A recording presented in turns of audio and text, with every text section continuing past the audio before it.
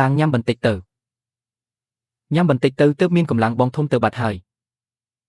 នៅផ្ទះសល់តែបងថ្លៃនិងប្អូនថ្លៃ2នាក់ប៉ុណ្ណោះបើសំបីតែឡាងក៏អត់ឃ្លានស្លាប់ទៀតពេលបងចុះទៅលោកក្រោមតើមានមុខឯណាទៅជួបដូនតាត្រកូលស៊ូជាតិមុនខ្ញុំជាស្ដេចទីហ៊ានពិសេសស្រាប់តែឆ្លងភពមកស្ថិតក្នុងខ្លួនអ្នកប្រមាញ់ល្ងងម្នាក់រាល់ថ្ងៃនៅតែត្រូវឲ្យបងថ្លៃបញ្ចុកបាយ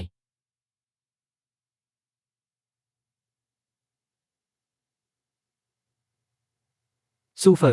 ប្តីញាប់របស់នាងជំពាក់ប្រាក់អញ2ដំឡឹងថ្ងៃនេះដល់ថ្ងៃសង្ហើយ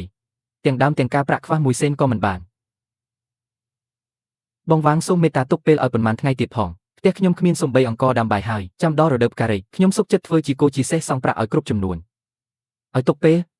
ប្រាក់អញមិនមែនធ្លាក់ពីមេឃទេបើគ្មានប្រាក់សងនាងត្រូវទៅជាមួយអញត្រឡប់ទៅធ្វើប្រពន្ធអញកម្ដៅក្រែឲ្យអញបំណុលនេះចាត់ទុកថារួចគ្នាចំណែកមនុស្សល្ងងដែលស៊ីបាយឥតប្រយោជន៍ម្នាក់នេះអូសទៅភ្នំក្រោយឲ្យចុះស៊ីទៅក៏ចាត់ទុកថាជួយសន្សំស្បៀងឲ្យអ្នកភូមិកុំប៉ះគេប្រាក់នេះខ្ញុំនឹងសងជូនសូមអង្គវផងអញចាំដល់រដូវផ្ការីកមិនបានទេយប់នេះអញនឹងនាំនាងទៅ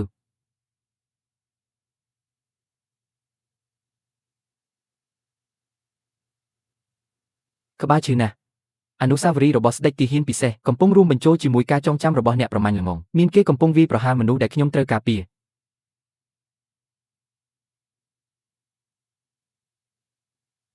ឯងអាល្ងងចង់ស្លាប់មែនទេ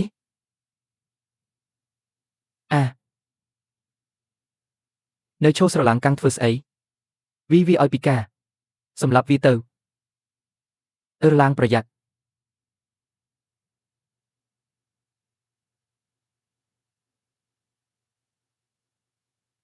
ទោះអត់ឃ្លានជាយូរមកហើយតែក្រងឆ្អឹងនិងសាច់ដុំរបស់រាងកាយនេះ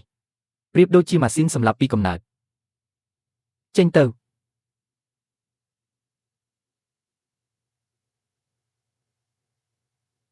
បងថ្លៃខ្ញុំមិនអីទេចាប់ពីពេលនេះទៅគ្មាននរណាហ៊ានធ្វើបាបបងទៀតទេឡាងឯងបងថ្លៃកុំភ័យពេលឃើញអាមនុស្សថោកនោះហ៊ានប៉ះបងខ្ញុំក៏ខឹងភ្លាមក្នុងក្បាលដូចជាមានអ្វីមួយផ្ទុះឡើងមួយរំពេចជីវិតវង្វេងវង្វាន់កន្លងមកស្រាប់តែដឹងខ្លួនទាំងអស់ខ្ញុំក៏មិនដឹងថាកម្លាំងនេះមកពីណាដែរដឹងតែចង់ការពារបងឡាងឯងដឹងខ្លួនវិញមែនហើយវិញ្ញាណបងធំឯងពិតជាកំពុងថែរក្សាបងមែនយំចុះយំចេញមកទើបអារម្មណ៍ធូរស្រាលពីថ្ងៃនេះទៅមានខ្ញុំនៅជាមួយបងឡាងបងអៀនណាស់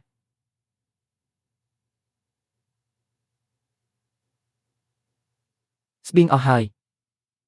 សុទ្ធតែបងការពារមិនបានបបរមួយចាននោះជាម្សៅសម្បកឈើចុងក្រោយហើយមិនមែនកំហុសបងទេដរាបណានៅរស់អ្វីនៅមានសង្ឃឹម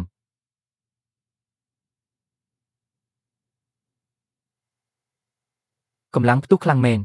ទោះបច្ចេកទេសវាយប្រហារនៅមានចន្លោះខ្លះតែបូកជាមួយកម្លាំងរាងកាយនេះគ្រប់គ្រាន់ហើយឡាងឯងចង់ទៅណា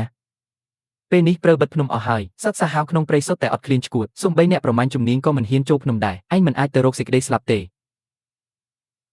បងថ្លៃនៅផ្ទះបិទទ្វារឲ្យជិតមិនថានរណាមកក៏កុំបើកចាំខ្ញុំត្រឡប់មកវិញតែគ្មានតែអីទេយប់នេះខ្ញុំធានាថាយើងមានសាច់ញ៉ាំ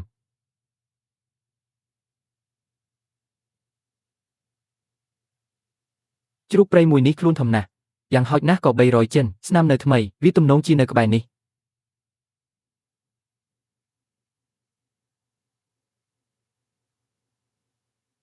បើវាហ៊ានសម្រុកមកមិនស្លាប់ក៏របួសធ្ងន់ដែរ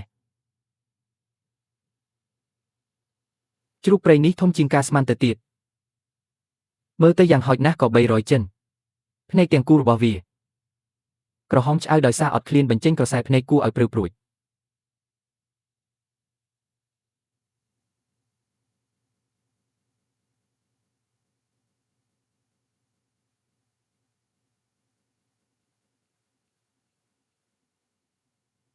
យប់នេះមានសាច់ញ៉ាំហើយ